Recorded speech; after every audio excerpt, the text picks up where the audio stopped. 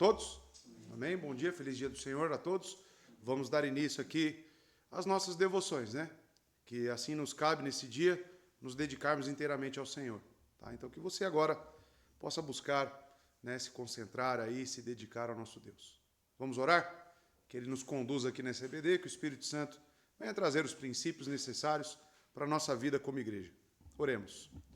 Amado Deus e Pai, agradecemos ao Senhor mais uma vez por este dia, por ter nos guardado e nos trouxe até aqui também.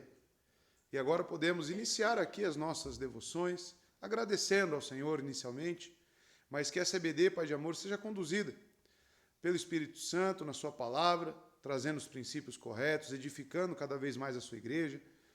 E assim, Pai de amor, as nossas vidas em comunidade aqui venham glorificar ao Senhor, se preocupando em sempre fazer a sua vontade e obedecendo às ordens do nosso cabeça, que é o nosso Senhor Jesus Cristo. Muito obrigado, Pai. Que assim o Senhor nos conduza e nos abençoe mais uma vez. Assim oramos, em nome de Jesus. Amém. Amados, estamos aqui então. John Owen está destruindo algumas falácias, né? Principalmente sobre a questão das escolhas da igreja, tá? Escolha em que sentido? Ele está dando foco aqui no sistema de governo congregacional, tá?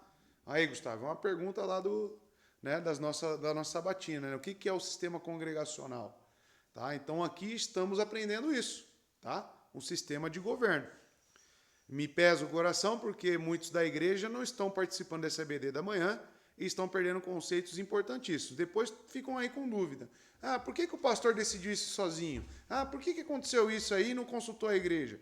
Porque não tem clareza do que é um sistema congregacional. Até onde tem a participação dos membros, até onde é o presbítero que age. Tá? Aí John Owen está colocando isso muito bem claro para nós, correto, irmãos? Vocês que estão acompanhando aí desde o início, está deixando muito bem claro que o sistema congregacional não é uma democracia plena, tá? É cada um dentro dos seus limites e as suas participações voluntárias, tá?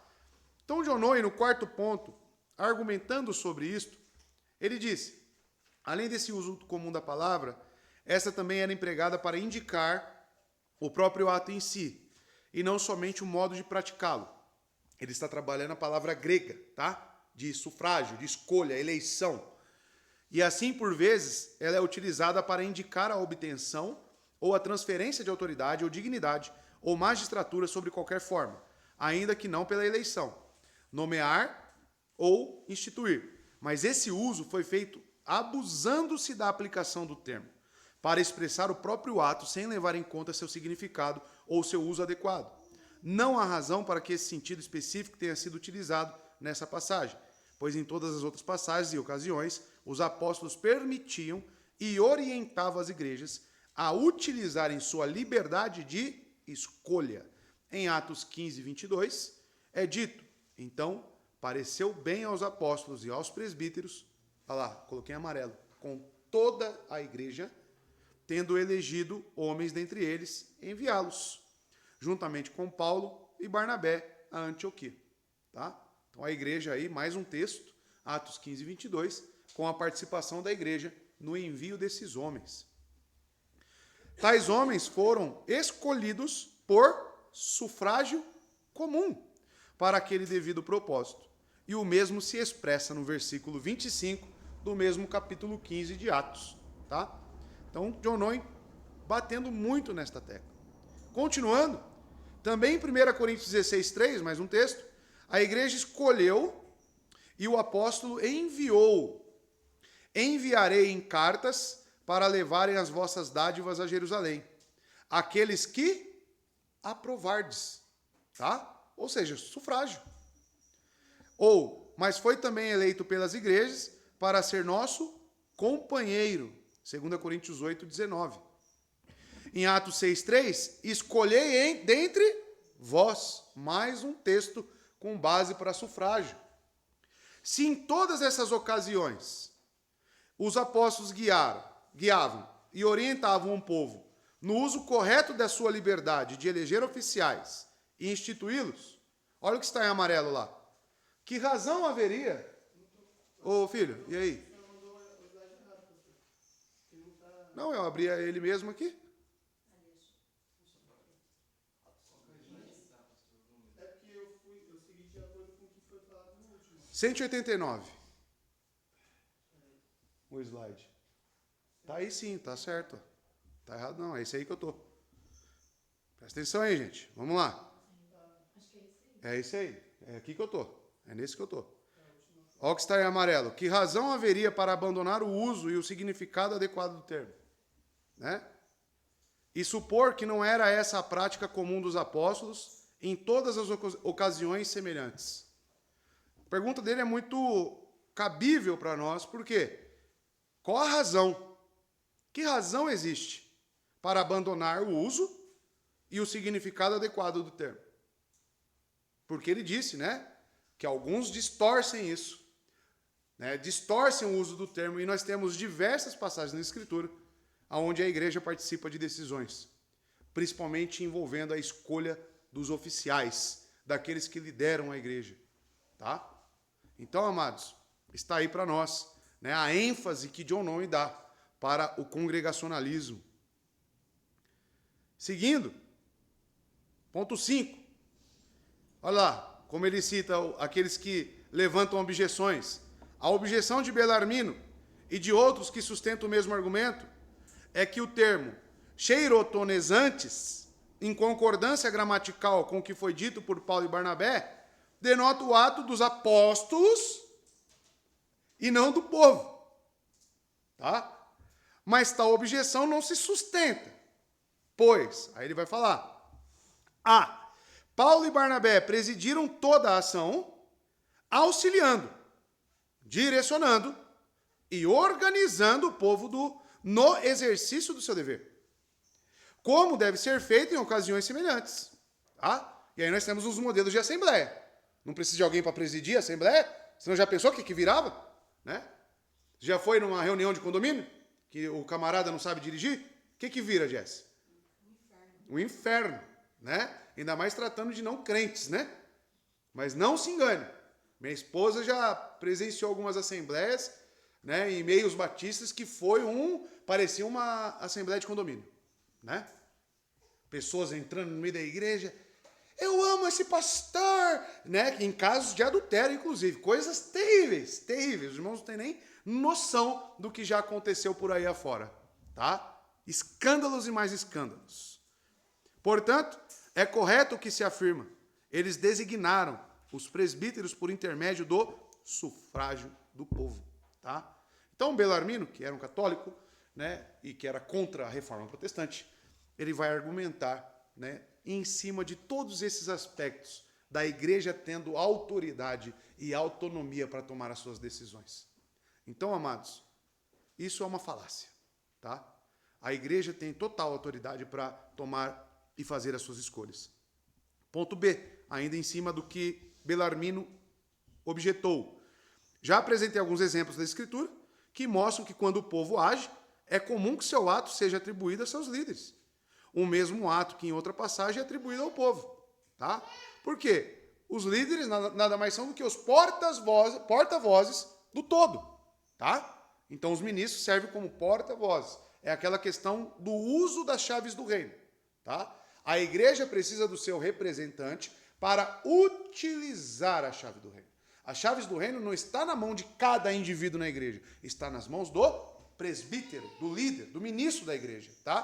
Por isso que o batismo devidamente realizado passa sim pelo consentimento da igreja. A igreja precisa avaliar o candidato, tá? Porém, quem executa o ato em si é o ministro, como um porta-voz, tá? Devidamente ordenado. Origem do termo. Ele desconhecia quem? Belarmino.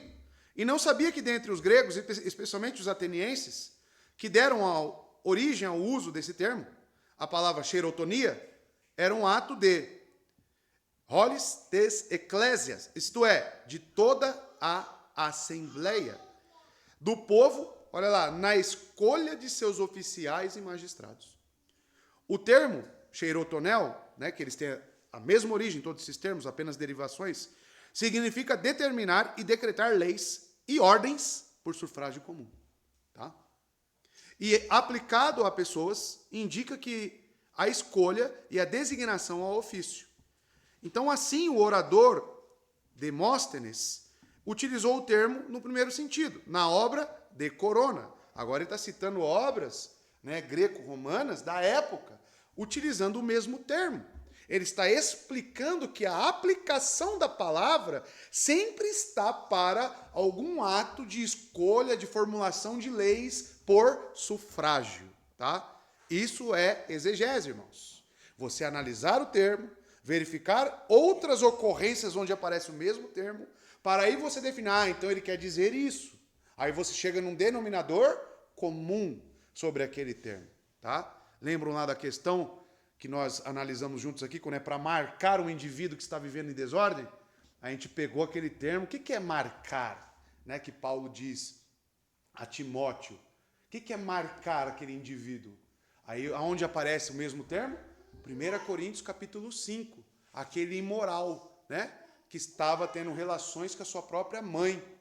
Né? Então, Paulo fala, excomungue aquele rapaz. O mesmo termo tem uma aplicação em também disciplina eclesiástica. Então aí a gente entende o que realmente o apóstolo está querendo dizer. Então, amados, no grego é isto. Em outra ocasião, Filipe primeiro enunciou, nem o Senado, nem o povo o escolheu para o ofício. No grego, olha lá, cheirotonizantos. Também o verbo passivo é usado para exprimir a ideia de instituição por sufrágio.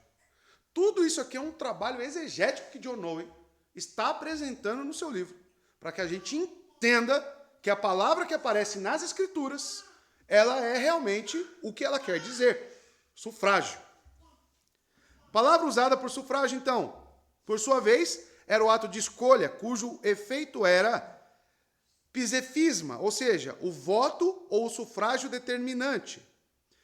E dentro disso, né, como declarou Cícero, ele coloca ali a frase, acerca da prática dos gregos, mais uma fonte histórica, e quando havia divergências na escolha, né, o grande sufrágio, xerotonia, resolvia a disputa. E mais uma fonte histórica lá, né, que é citada por John Owen.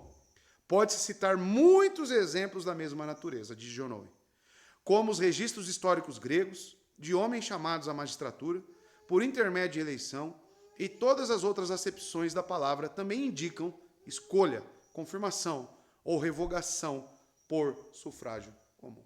Tá? Isso aqui é fruto de um trabalho, amados irmãos, de um dissidente do presbiterianismo. Tá? John Owen está tendo esse trabalho e essa preocupação de expor todos esses pontos. Por quê? Porque ele veio de um presbiterianismo, um sistema de governo por sínodos, onde o povo não passava por essas escolhas. E ele enxergava isso como antibíblico. E isso foi um dos motivos para ele ser um dissidente da Assembleia de Westminster. Entende? Então, amados, a preocupação de John Owen não é apenas defender o seu ponto. É mostrar qual é o posicionamento bíblico da igreja em determinadas situações onde precisa se escolher ou determinar algumas coisas. E a igreja, sim, ela participa. Tá? Pode falar. Observando a história, né, que a gente está vendo, muito me espanta assim, como que os pastores, né, da presbiteriana, que são muito, estudam muito, como que eles não veem isso, sendo que a história conta, inclusive, que Belarmino, que era um católico, praticava isso e defendia isso, sendo que, assim, a gente rompeu com a igreja católica. Sim. Então, a gente não deveria parecer com eles em alguns pontos, tipo, Sim. tanto no batismo de crianças, quanto nessa questão de governo de igreja, né? Tem uma coisa que a clareza dada pelos estudos não rompe, que se chama tradicionalismo. Tá? Diversas pessoas, né? Por exemplo, eu uma vez acho que você estava, inclusive, eu fui num seminário, né? Um grande seminário de várias pessoas, o tema era missões, Aí lá tinha um ex-testemunha de Jeová, tinha um ex-padre, né? E de várias, tinha um ex-muçulmano, inclusive. Aí eu comprei um livro desse rapaz. E eu fiquei lá no estande do padre, né? Amados irmãos, são 9 anos de estudo para se tornar padre. 9 anos. Os seminários protestantes é 4, 5 no máximo. Para padre é 9. Mariologia, se não me engano, eles passam mais de um ano estudando só sobre Maria, né? E aí eu perguntei para eles, questão das imagens, questão de todas essas tradições. E eu perguntei, se vocês estudaram tanto, essa pergunta que você fez, se vocês estudaram tanto, vocês conhecem as escrituras, vocês sabem que isso, lá no fundo, é uma quebra do segundo mandamento? Ele falou, todos nós sabemos. Todos os padres sabem. Não é ignorância. Não é ignorância. Eles sabem. Tá? Por que você não rompia? Aí veio a segunda pergunta. Não tinha como, irmão. Como é que eu ia romper com algo que já está? Né? Ou seja, o tradicionalismo, ele é muito forte. Não tem como, essas pessoas não têm força e talvez nem coragem para poder fazer isso, né?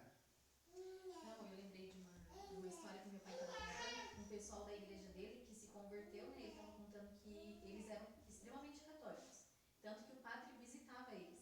E aí falou assim que eles começaram a romper um dia que o padre foi dar uma mensagem e abriu, a moça que pegou a Bíblia sem querer abriu numa parte que falava justamente contra as imagens. E aí ela questionou o padre ficou assim, meio que travado, não sabia o que falar. E ali começou uma reforma dentro daquela casa. Exatamente. Nós vimos a história da igreja, Jerônimo, que traduziu para o latim, né? As escrituras, e ele mesmo diz que os livros apócrifos, que é da onde eles tiram a base para a imagem, está lá em 2 Macabeus, ele diz que os livros apócrifos, Jerônimo, vocês viram, eu mostrei aqui para os irmãos, os livros apócrifos não podem ser extraídos doutrinas deles. Ele diz isso, Jerônimo. E eles idolatram Jerônimo, né? Como aquele que trouxe as escrituras para a igreja católica e tal. Mas essa fala de Jerônimo eles não falam. Eles não falam. Mas mesmo Né? se eles lessem, por exemplo, Sabedoria, que é um dos livros, quando você lê Sabedoria, é impossível você não comparar com o Salmo 115, é impossível você não ver lá em Deuteronômio. Vai dar conflito. Não, é Né? porque diz claramente que não deve ter a imagem. Sim. Entende? Com todas as letras. Exato. Então, que é verdade é que se sabe e se sabe mesmo, Sabe.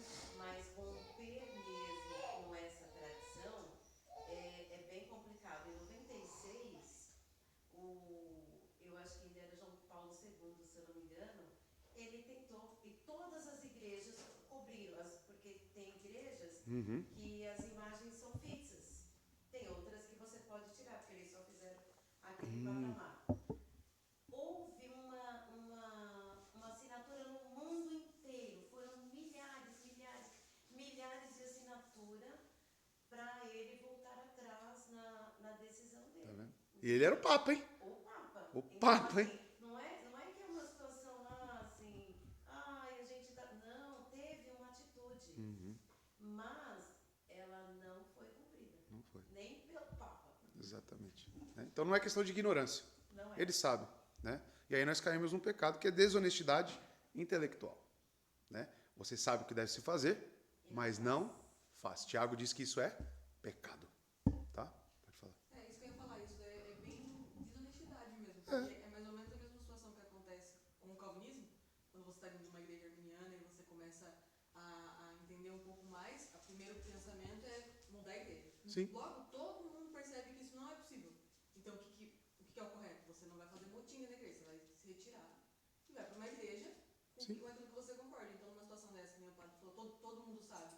Se ele sabe que é uma coisa tão grave, porque fere um mandamento tão importante, todos são, mas é tão importante isso, ele continuar, não tem como dizer que não é desonestidade. É desonestidade. Tipo assim, não existe, impossível existir conversão. Porque se é uma devoção a Deus, a Cristo, e você sabe que você está fazendo diretamente ele numa coisa tão importante, você fala, não, tudo bem, eu vou ficar aqui porque a igreja não consigo mudar, então eu vou ficar aqui.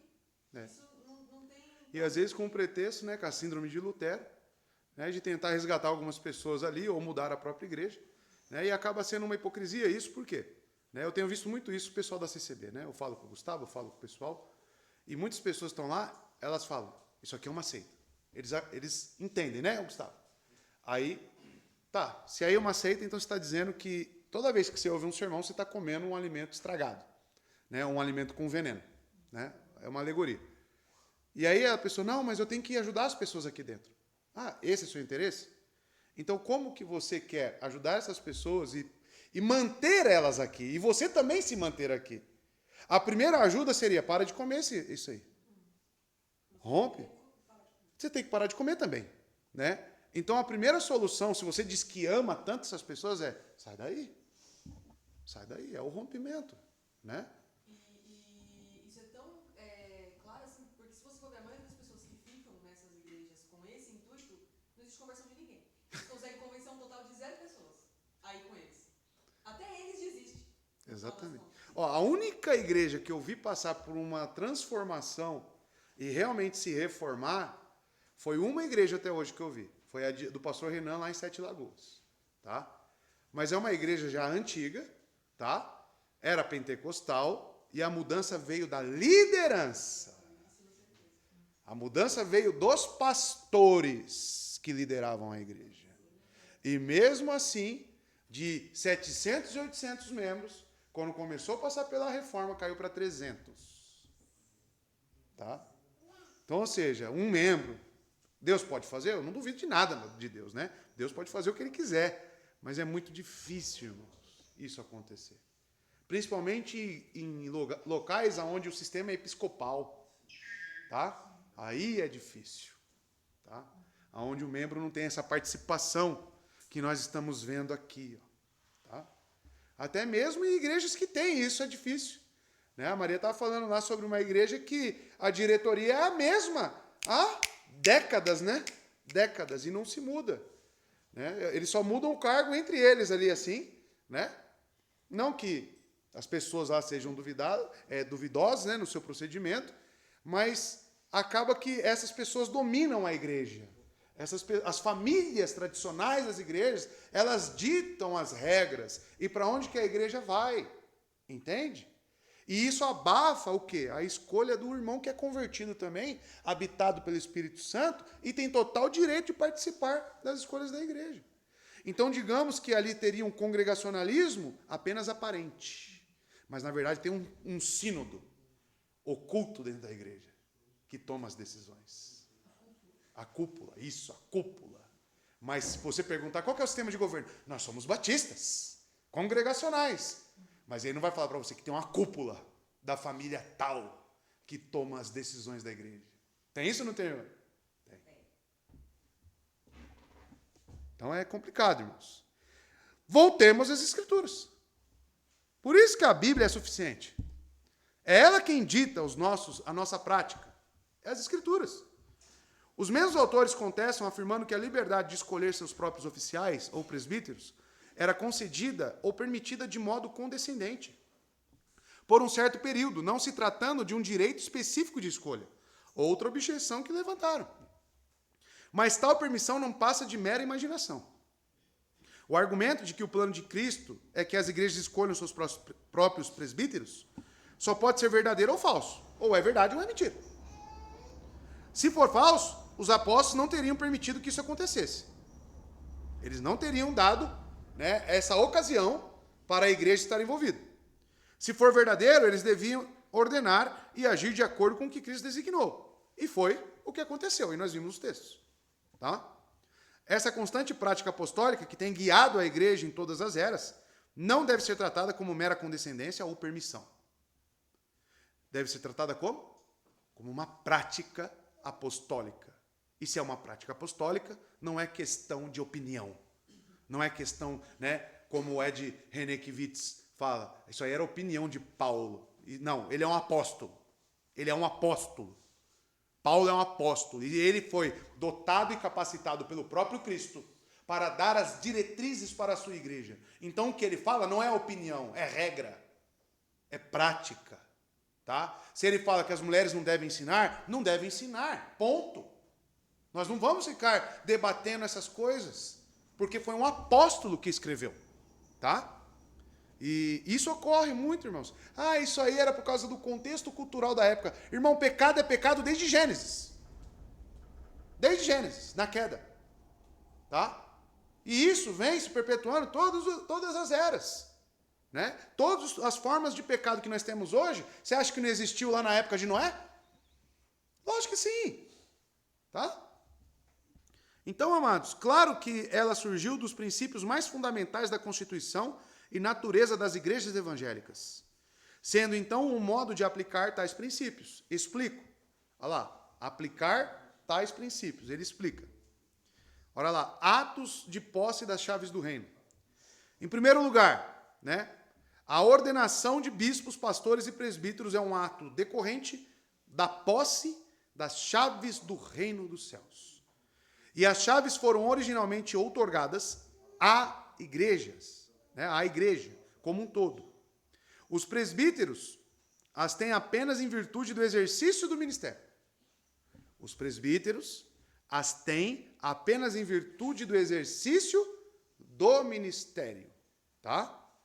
Os pastores são como os olhos da igreja, tá bom? E isso é importante ser colocado porque eu tenho autoridade de entrar lá na igreja, por exemplo, de Francisco Morato, Batista Reformada, e aplicar as chaves do reino lá? Por quê?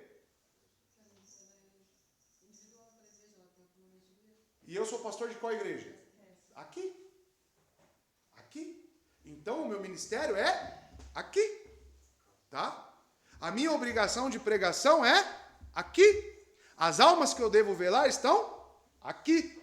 E não lá ou acolá. Tá? O que eu vejo muitos pastores sérios falando na internet hoje, já vi mais de um. Já vi o Renato Vargas falar isso. Já vi o Everton Tokashi falar isso, que ele é presbiteriano, mas é um homem muito sério também, lá de Minas Gerais.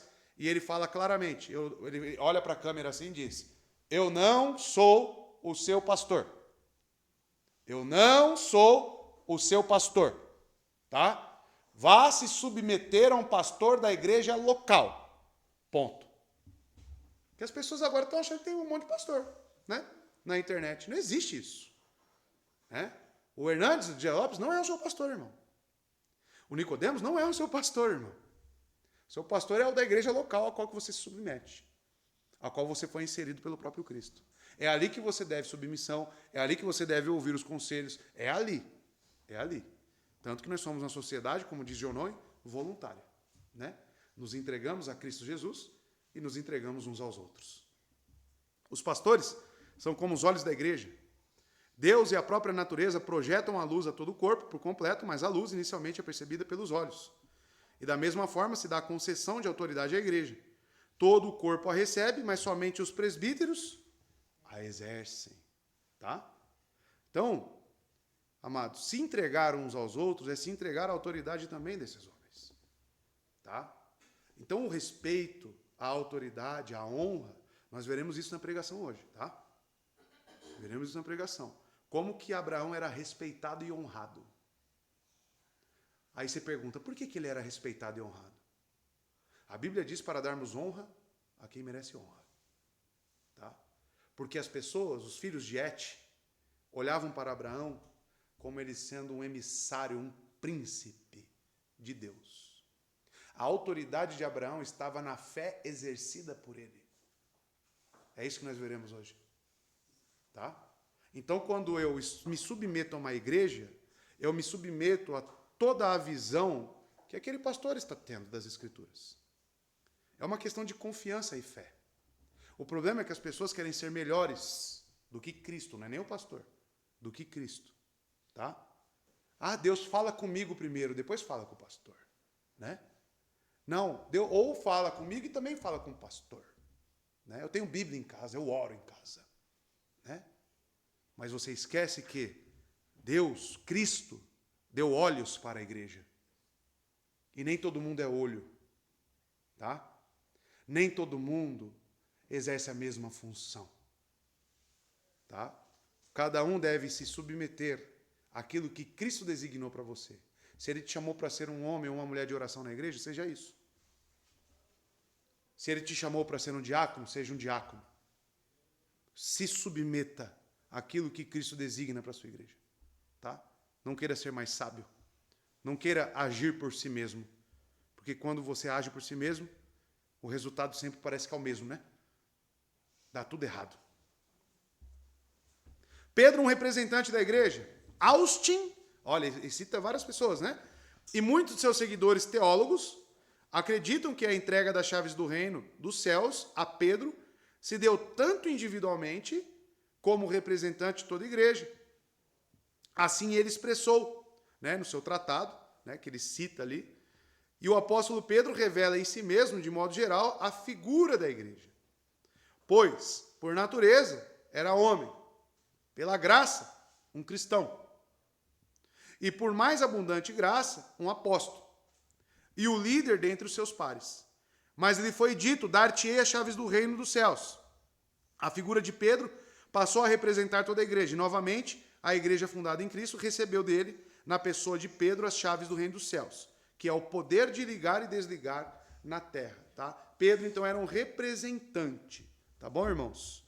Da igreja, como um líder que ele foi, né? Não estamos querendo dizer que ele é o Papa, né? O primeiro Papa, mas que ele realmente recebeu ali, né, uma autoridade como apóstolo, sim, e ele era o líder entre os apóstolos, né?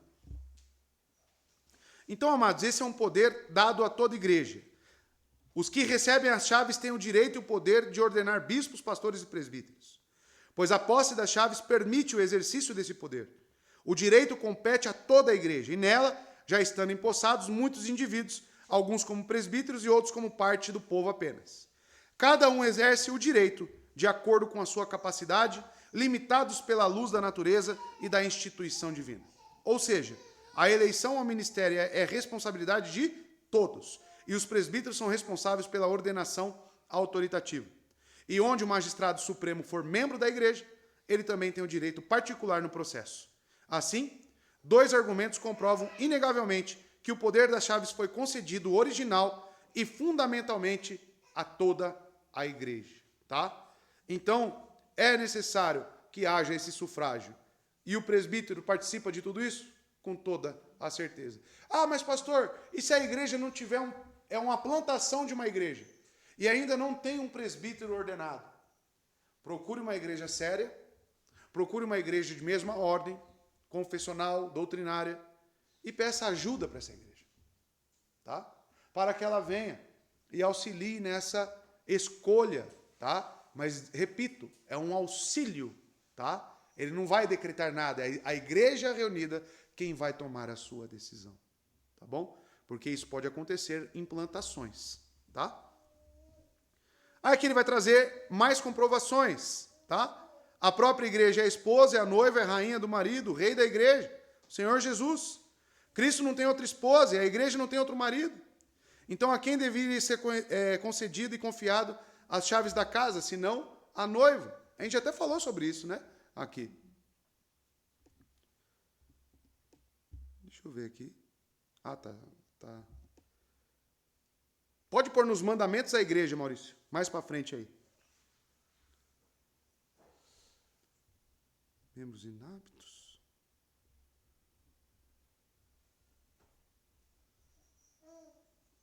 Ah, tá. Em Orígenes, mais para frente aí. Epístolas de Cipriano, ponto 4.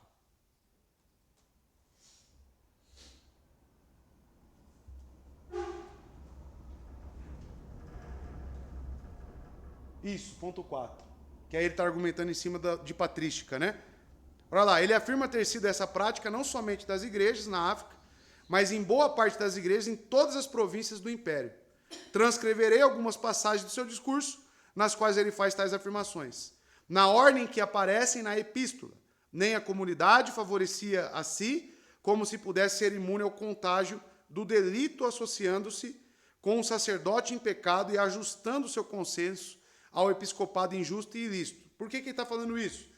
Justamente para endossar a questão do sufrágio, aonde a igreja tem que estar pronta para excluir e se desassociar de falsos profetas, falsos mestres, tá? A igreja tem que provar os espíritos.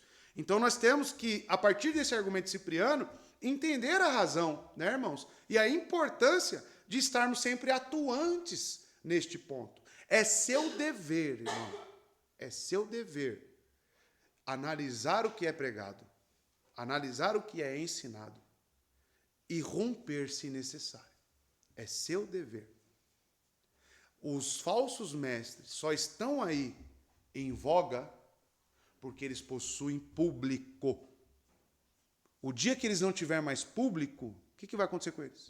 O ministério acaba. Acaba.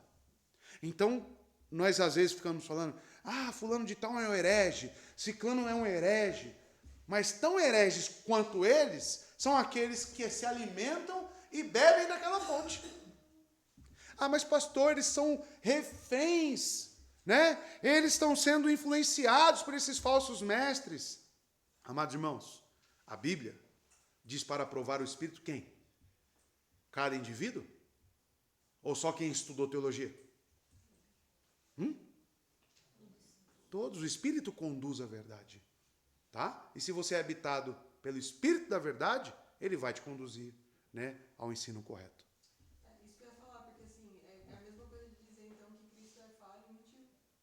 Você, tipo assim, se ele fala que você tem essa capacidade, eu entendo que as pessoas podem ficar no engano por um tempo, mas se elas são chamadas, elas não vão ficar no engano para sempre. Exatamente. Em algum momento, o próprio Cristo vai. É que assim, você não deve estar tendo um relacionamento, não deve estar tendo ali uma leitura, não deve estar conhecendo, não deve estar buscando. Exatamente. Aí realmente você vai ficar refém, mas aí é um erro seu, um erro da igreja. Exatamente. O Gustavo estava falando da experiência de conversão dele, rapidinho, né? E ele falou que quando ele passou a ler as escrituras, né? E aí ele, peraí, meu, tem uma coisa errada. Ele ainda não tinha uma clareza robusta. Mas ele sentiu um incômodo, ele falou, não está batendo. O que vem de lá está diferente do que está aqui. Né? E ele ficou... Aí ele começou. Deixa eu ver mais, deixa eu assistir esse camarada aqui, né? Aí começou a beber algumas coisas da internet. Né? Graças a Deus, Deus foi direcionando ele para bons pregadores. E aí ele foi crescendo, se desenvolvendo. Até que chegou um momento que ele chegou lá para o líder e falou, desculpa, o que vocês pregam aqui está tudo errado, né? Eu estou rompendo. Aí o camarada só falou que só faltou falar que ele estava amaldiçoado, né? Quando Jesus ele fala contra os fariseus em Mateus 15, ele fala assim, vocês são guias cegos, guiando cegos. Então isso acontece quando o povo é cego, né? Exatamente. E aí eles são guiados por cegos. Aqueles que buscam o entendimento, eles não permitem que isso aconteça. Tanto que em 1 Coríntios 14, Paulo ele fala sobre isso, um profetize e os outros julguem a profecia. Exato. Porque nós estamos falando de não cegos. Exatamente, são os não cegos que vão Exato. conseguir julgar. Se vocês são cegos, vão ser guiados pelos cegos e ambos caem. Jesus disse isso, ambos caem no buraco. Tem uma coisa que eu fico abismado, irmãos, que é o seguinte. Quando se você vem com uma heresia e ensina por exemplo, eu vejo muitos aí bebendo de fontes apócrifas e fica maravilhado disso, né? Ou de evangelhos deturpados. Já ouviram falar do evangelho de Allan Kardec? Já viram? Já pegaram para ler? Você pode ler, não tem problema. Pega para ler e compara com os originais. Você vai ficar abismado com as deturpações que tem ali. Mas é interessantíssimo como as pessoas gostam daquilo. E como quando aparece lá no History, né? Aqueles evangelhos gnósticos que falam que Jesus teve mulher, né? Maria Madalena foi a esposa dele, né? Ele teve filhos. As pessoas ficam assim, ó. Nossa, que lindo, que maravilhoso. Só que quando você fala, não, ele é o Filho de Deus que veio para morrer. Morrer naquela cruz. Deus despejou a sua ira sobre ele. Elas estranham. Elas não estranham a heresia. Por quê? É carnal. A heresia é fruto do quê? O que está lá em Gálatas 5? A heresia é obra da carne. E se a heresia é obra da carne, ela traz saciações para a carne. Então, lógico, é óbvio que as pessoas vão aderir mais à heresia do que à verdade, que é fruto do Espírito. Então, somente quem é espiritual vai ouvir o que é espiritual. Por isso que Jesus fala, não joguem pérolas aos porcos, tá? Porque um porco vai pegar aquilo que é precioso e vai jogar na lama. Pode falar, irmão.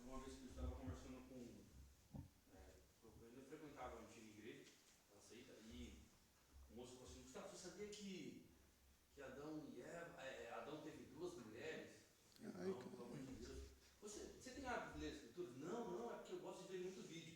Aí eu falei, Eu gosto do The Chosen. Aí fica evidente o que você disse, que as pessoas elas tendem a buscar a heresia como uma fonte de inspiração Que é obra da carne. e invalida toda a Exatamente. testemunha da verdade. E é agradável. É agradável ver o Jesus lá brincando, né? Na série lá, quebra do segundo mandamento, né? Ele dando risada e falando um monte de coisa que não está no texto original das Escrituras. É lógico que as pessoas vão querer mais ver a novela da Record do que pegar o livro das Escrituras e ler, irmão. É óbvio. É óbvio.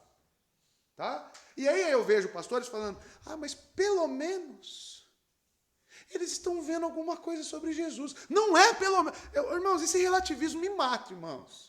Me mata esse relativismo. Eu sou totalmente avesso e contrário. Porque as Escrituras é a única fonte de revelação. A única. Se Deus quisesse dar uma fita cassete para se revelar, ele teria feito. Mas ele não fez assim. É a Bíblia a fonte de revelação. A única. Suficiente, inerrante. É aqui da onde flui a vida. É daqui, irmãos. Tá? Então temos que parar com esse relativismo. Tá? Com essas ideias mundanizadas. Voltemos ao Evangelho. Como Agostinho. Toma e lê. Não toma e assiste. Toma e lê. Né? É isso, irmão. Tá bom? Pode falar, Gustavo. Uma última aqui. Você pediu muito para mim assistir essas novelas planas da Record, sabe? A gente tem um momento mais de comunhão com isso. E quando eu começava a assistir essas novelas, eu percebia o quanto essas novelas elas deturpam o meio do Evangelho. Por exemplo, se tratando da história de Reis, o quanto o homem, quando ele tem ele é líder, ele é promíscuo, ele é um homem mau, ou quando a mulher ela tem uma ênfase maior, ela é extremamente feminista, dá para identificar isso. Eles vão inserindo, né, pequenas doses, né, de... E eu sempre falando para ela, não dá para assistir, isso não confere com o que está na Escritura. Aí, Quando que você viu a mulher no Antigo Testamento ela ter esse posicionamento em cima do homem? Não, Gustavo, mas isso você está muito, isso é muito crítico. Eu falei, não, mas é que é muito não crítico. com a Escritura. A ponto, depois dela perceber e eu mostrar nos textos, ela falou assim, nossa, por que eles fazem isso? Eu falei assim, é um relativismo, eles querem destruir, sabe? Exatamente. As Escrituras. Igual nós caímos no erro, as crianças, por exemplo. Nós temos que ter figurinhas, né? Irmão, pega, abre a Bíblia e começa a ler para ele. É isso que você tem que fazer. Ler as Escrituras. Alfabetizar ele para ele começar a ler as Escrituras. Você não precisa de desenhinho. Você não precisa de forma, mas isso é lúdico, a pedagogia, né? Isso vai ensinar. Não! Pare de duvidar da capacidade cognitiva que Deus deu para os indivíduos. Se eu tenho certeza, se você tiver fé o suficiente para pegar o texto e começar a contar a história segundo o texto e explicar o texto para o seu filho, ele vai compreender. Tá? Ele vai compreender. Um exemplo claro disso é a Ana Das, né, que aprendeu a ler há pouco tempo, e ela começou a ler, está lendo no Evangelho de João. Aí ela lê lá e os pais perguntam, e o que você entendeu? Isso aqui. Mas tal dia o pastor pregou isso aqui, e ele disse isso, isso e isso. E eu não fico mostrando nenhum filmezinho aqui. E ela assimila a pregação. E aí os críticos que não gostam de crianças no culto, né? Falam, é uma perda de tempo, porque a criança não está absorvendo nada. Se estiver dormindo, realmente não vai. Né, Gessé? Aí não tem como, né? Não é por osmose. Não somos plantas, né? Mas se estiver atenta, aí realmente vai absorver alguma coisa, né? Pode falar.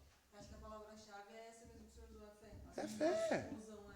Querem assistir esses conteúdos, querem ler esses livros ou até mesmo colocar figurinhas, porque isso faz sentido. Então você não precisa de fé. Você entende. Palpável, peguei, olha. Isso, entende. Por exemplo, o Gustavo falando da segunda mulher de Adão, eu vi um conteúdo sobre Lilith, né?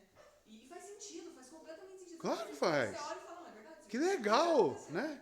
E várias outras coisas que tem nesses livros, né, a mais aí. Pastor, tem alienígenas? Deus criou alienígenas? Irmão, o que me interessa? Eu estou preocupado com a palavra de Deus. Né? Eu não... Quando não é necessário fé, fica muito mais fácil. Com Quando certeza. você lê alguma coisa e você entende racionalmente, você não precisa de fé para acreditar. Não, isso aqui, por exemplo, Jesus casou. Todo mundo casa, então Jesus casou. É mais fácil eu entender isso do que entender que Deus mandou seu filho para morrer. Mas é incrível que eles não questionam isso, né? Ninguém questiona a heresia, né? Não, porque Mas quando fala da palavra, não, mas peraí. porque Aí é a Bíblia, né? 2000 anos, né? Não, peraí. exatamente, é porque eles não usam fé. Eles, Não usa fé. Eles pensam, isso faz sentido, então eu acredito. Aí quando é necessário fé, não faz sentido, você precisa crer, porque é a fé, aí pronto, aí é a Exatamente. Terceira Guerra Mundial. Felipe? Eu acho interessante que eu estou estudando o 2 Timóteo, e ele fala, eu gosto da versão NVT nesse verso, que é o capítulo 4, verso 3, ele diz, pois virá o tempo em que pessoas já não escutarão o ensino verdadeiro, seguirão os próprios desejos e buscarão mestres que lhe digam apenas aquilo que agrada os seus ouvidos. E aí ele coloca no verso 4, rejeitarão a verdade e correrão atrás de mitos. Mitos, aí, ó. Tá vendo aí? Pronto. Tá se cumprindo tudo isso aí já, ó. Né? Não, duas coisas que eu queria falar. A questão da Record, né, das novelas, teve um dia até que eu falei pra minha mãe e pro meu pai, eu falei assim, mas é incoerente, porque assim, como que uma mesma emissora, ela fala sobre Bíblia, e daqui a pouco ela tá mostrando A Fazenda. É. e mostra um monte de gente, né, quase que nua. Assim, então não tem coerência, e o próprio líder da Record, É um herege. ele é um herege. Então, tipo assim, sabe, as coisas não batem. Então não tem como. Eu já não assisto, tipo, porque não vai. Eu já, tipo assim, na minha cabeça eu já reprovei por todo esse contexto. E a segunda coisa que eu ia falar, teve uma vez que a gente teve a oportunidade de pregar com um primo meu. Que. Ai, até difícil. E ele, assim, ele acredita em vários mitos, lembra?